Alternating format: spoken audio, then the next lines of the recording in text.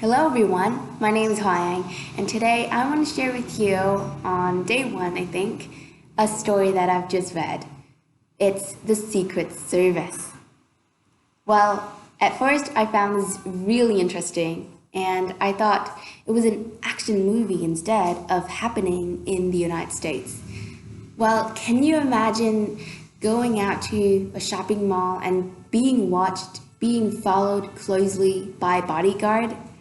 You have a bodyguard?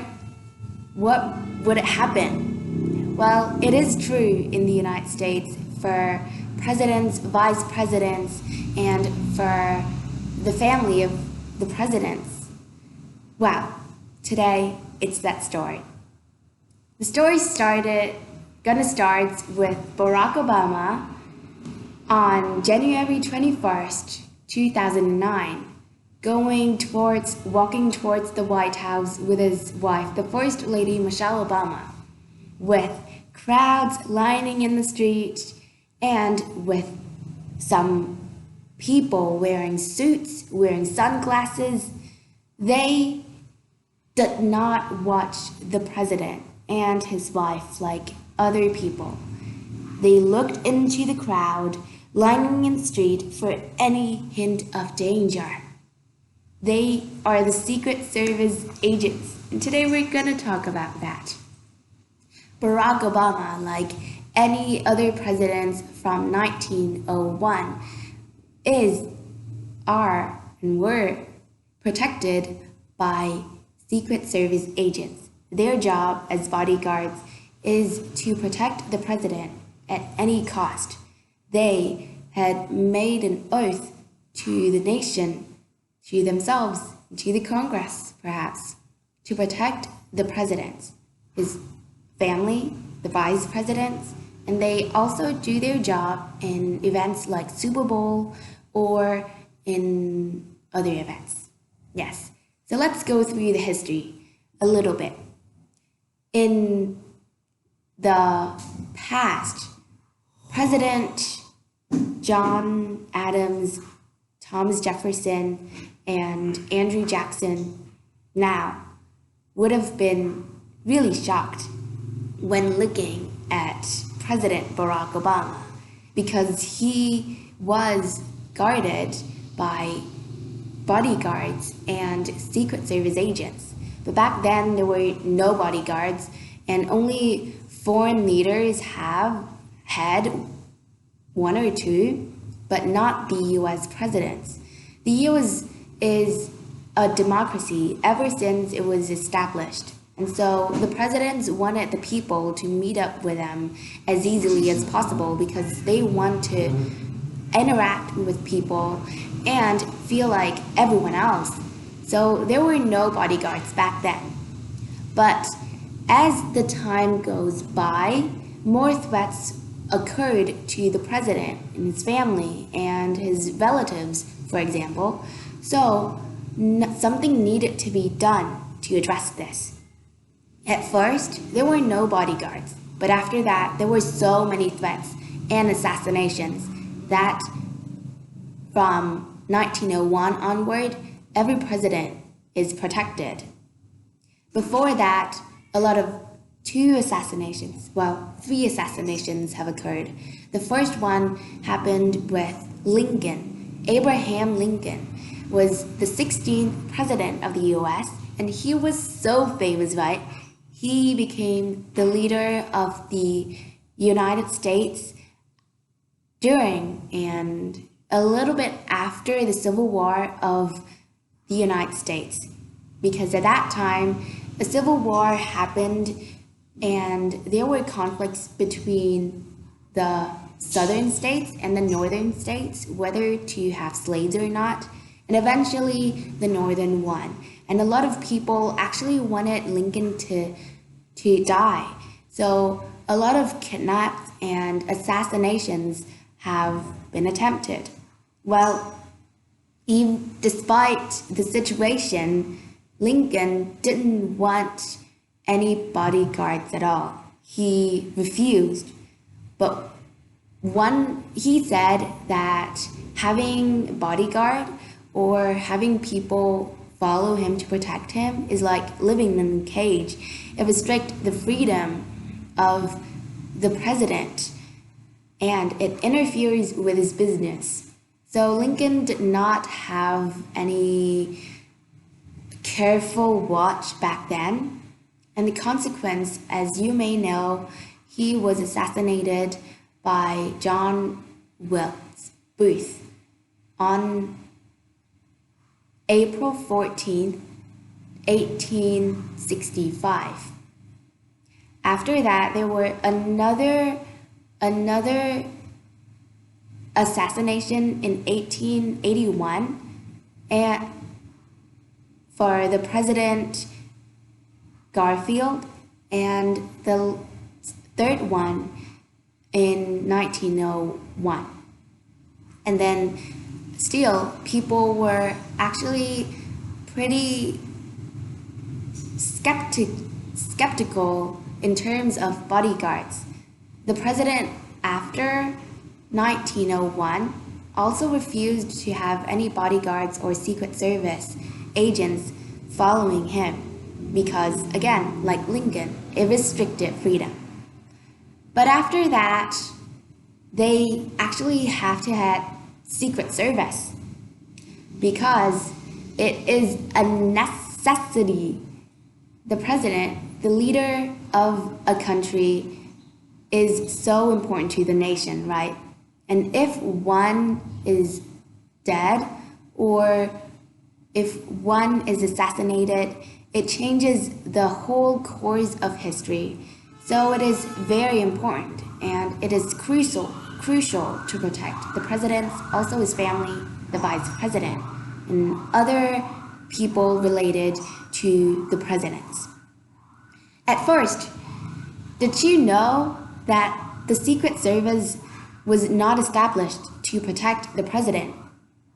It was established to actually arrest people who made fake money. Back then, in the mid-1800s, fake money was everywhere. Half of the US money was fake. So people had the Secret Service agents to go around search for people who make fake money and arrested them. After that, after 1901, as I've mentioned again and again, the Secret Service had their role changed and protected the president. Okay, so there are some problems here. Even though that Secret Service has their crucial job of protecting and having their body out to shield for the presidents, like one situation for the President Ronald Reagan.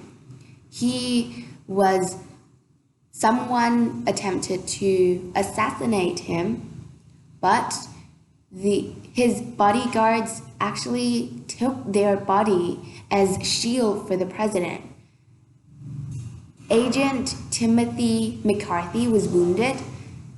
The other two was wounded, but the president, luckily, even though he was wounded a little bit, the close calls actually still saved his life. And this close call tells us the danger of being a Secret Service. While being a Secret Service may seem like a very cool job, going with the president or playing golf with him, biking with him perhaps, but we have to admit it is very, very dangerous.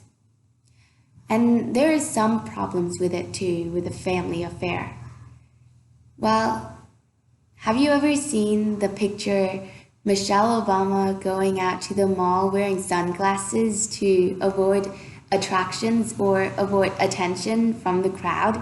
She wanted to be a normal woman going out and shop by herself. But actually, it doesn't happen so normally with the president's family, like citizens, because they must be guarded by bodyguards and agents. This creates a lot of trifles to the president's children especially. When Theodore Roosevelt was the president of the United States, he had 6 children, and one of his children actually climbed onto the rooftop of the White House and threw snowballs at the Secret Service agents because, he was really, really annoyed because of the agents. They were following him around and watching him closely. The twin daughters of George W. Bush, Jenna Bush, and another one, sorry, I didn't remember her name, but they were twin daughters of the president, and they were really, really annoyed by the Secret Service agents. Michelle Obama said that we love them dearly and they did a really good job, but she admitted that she also wanted to go out the door and sneak out without them following. They just want to be normal teenagers and normal women, but really, being the family of the president is hard, but it is a worthwhile. It is an important job for the nation. Okay, so that's about some family affair of the presidents. How about the affairs of the family of the agents? Well, the agents do not get or are not allowed to talk about his work, their jobs in front of the family. It's top secret. And the agents remain silent mostly for the rest of their lives once they take these jobs. Many has given their lives on the line of duty, and they have such honor to protect the president, but they also have to face a lot of dangers and threats around them. Preparing for the situation, preparing for the inauguration day of the President Barack Obama, they had to plan this for months. They have to have boats patrolled on the Potomac River, and soldiers watched them closely from the buildings above. And as I've mentioned earlier, bodyguards and agents lining around to watch for any hint of danger. Well, at first I wonder why people of the Secret Service are so recognizable. And later I thought, okay, they have the duty to protect the president, and they want people to know maybe that they are protecting the president and no one had any chance of hurting the president and his family. I think it is a good way. Also, when you see the Secret Service in service to the president or to an event, they usually have their hands like this. Yeah, to hold their cape or their long coat, and sometimes they would cover their face like this to actually have to communicate with other bodyguards and other agents through a microphone in their coat. Also, they have something like earphones on their ears to communicate, and they have the label Secret Service on their coat. Yeah, pretty cool, right? And they have sunglasses on. The shades that they have, thanks to their sunglasses, provide a good vision to the crowd so that the sun does not block their vision and does not brighten their vision too much. Okay, have you ever heard about code names before? Code names are given to presidents and any people, any person that the Secret Service agents protect. I'm going to give you some good names. Eleanor Roosevelt had his or her code names to be Rover. And then John F. Kennedy has his name Lancer. One of my favorite, President Barack Obama actually had his code name Renegade after his favorite movie. And then his wife, Michelle Obama, is, what is it? Michelle Obama is, let me check, Renaissance. And following the R theme comes the daughter of the president, Malia and Sasha. Rosebud and Radiance. Cool, right? The president, Bill Clinton, has his name Eagle, I believe. And now Joe Biden has his code name Celtic because of his Irish heritage. And Kamala Harris is Pioneer. Fitting name. Well, at first I wonder, oh, this is code names, right? And the agents uses for top secret purpose. But why do the public and the internet knows them so well? Why, right? Well, actually, when I read a Business Insider article and they said that it was supposed to be top secret, yes, but something from the government fillings leaked out to the news outlets and people found out about the code names of the president once he or she had become president.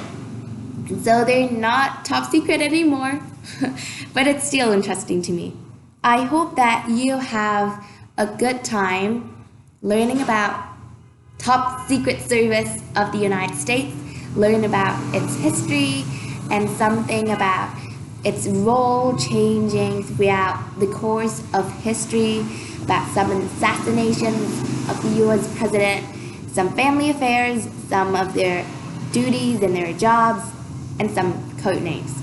Even though that Secret Service agents face a lot of threats and dangers, do you know why they still keep their jobs?